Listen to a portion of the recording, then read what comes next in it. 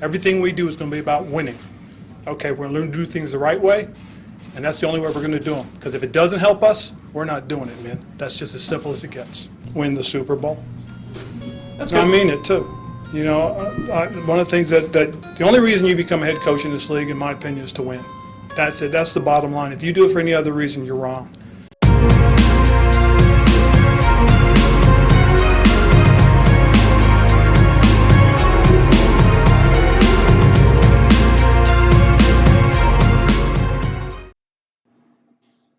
Hey, football fans, welcome to the Washington Command Center.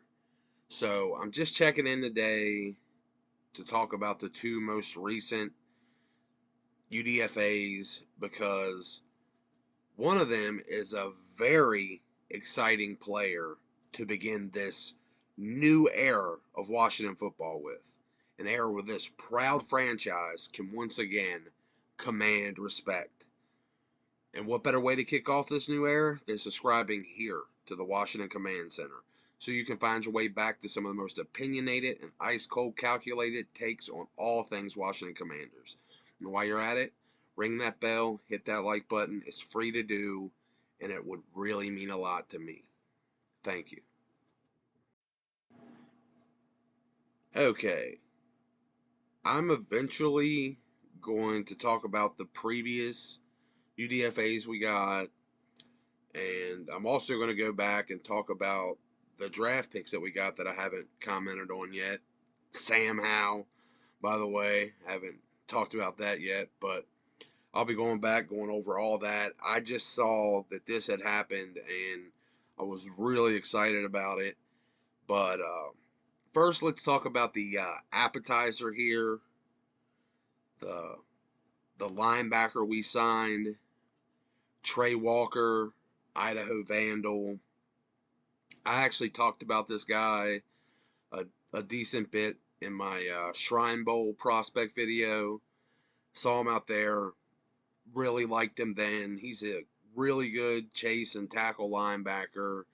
And he's got some ability coming downhill. So he could end up filling the Mike role. You know, even at his size. He's pretty close to Holcomb size. But he's pretty good coming downhill. So I was pretty happy to see that we got him. But then I saw who I think is our best UDFA signing so far, Logan Thomas 2.0,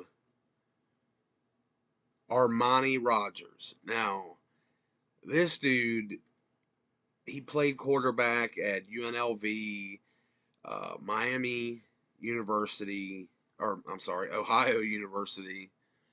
But he is a freak athlete. He's 6'5".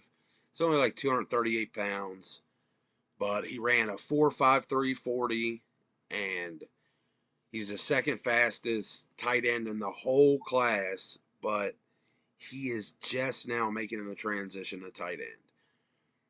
He actually ran his first routes at the Shrine Bowl, at the whole Shrine Bowl process. He had never run a route in his life before then, and he took to it like a duck to water. Like, he was awesome in the 7-on-7s, the 1-on-1s. Like, he looked great. And some far better football minds than myself and Brett Coleman and his podcast partner, EJ, were through the moon on this guy. And with good reason. Like, he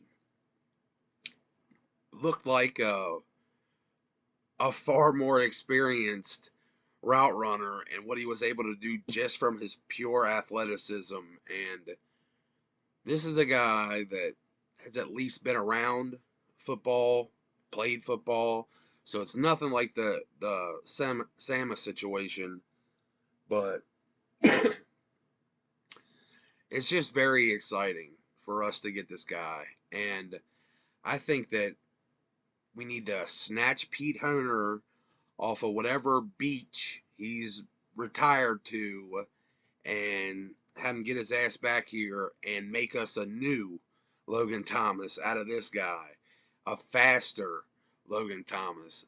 I mean, this guy, I'm just excited. I'm very excited to get this guy. More excited than some of the even draft picks we took. But yeah, he's already got some pretty decent hands, and he has players that have played quarterback have an advantage when they're downfield.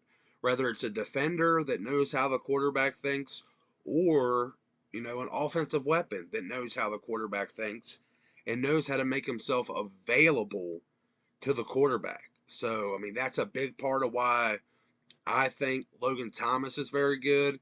I think he's mentioned it before in interviews. When you understand what the quarterback is looking for, then you can use that to really help him out and get him out of bad situations. And while this guy could be a project, he is a project. I think he could see playing time just because of those pass catching as traits there. His ability to, just like Jahan Dotson, be a quarterback's best friend. That's one thing that Chris Collinsworth had said that helped him as a wide receiver in the NFL was the fact that he played quarterback all the way up to college. And it's something he attached to Jahan Dotson. He thought that Jahan Dotson must have played as a quarterback before because of his ability to make sure he was where the quarterback needs him. So Armani is going to have that built in at least, and once he does get that route running polished up, and right now I think he can be. He showed at the Shrine Bowl that he could be at least. Oh man, the Colts tight end that was a basketball player. Man, he's from Virginia.